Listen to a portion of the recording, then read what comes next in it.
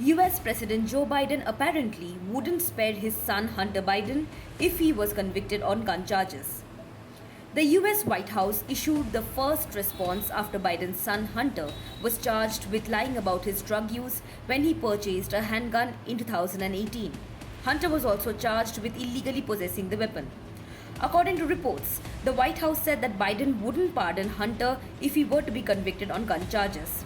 When asked if Biden would commute his son's sentence if convicted on gun charges, White House Press Secretary Karine Jean-Pierre said no. Second one, would the president pardon or commute his son if he's convicted? So I've answered this question before. It was asked of me not too long ago, a couple of weeks ago, and I was very clear and I said no.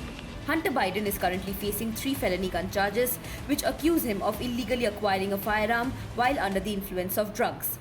If convicted, these charges could result in a 10-year prison sentence. His legal counsel has vigorously denied the allegations, contending that their constitutionality is highly questionable.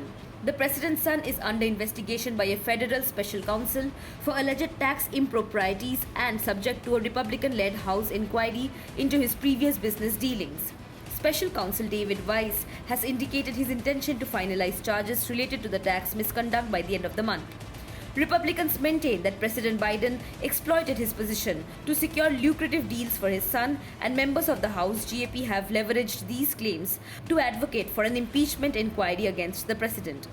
On impeachment, you just mentioned House Republicans' baseless claims. How confident are you that there will be no evidence that incriminates President Biden and Hunter's business dealings as this goes forward? So let me just give a little bit of a laydown here because I think it's important. Any specifics to the inquiry, certainly I want to say this at the top. As I said to Darlene, I'm going to refer you to my colleagues at the counsel's office. But I also want to be clear about a couple of things.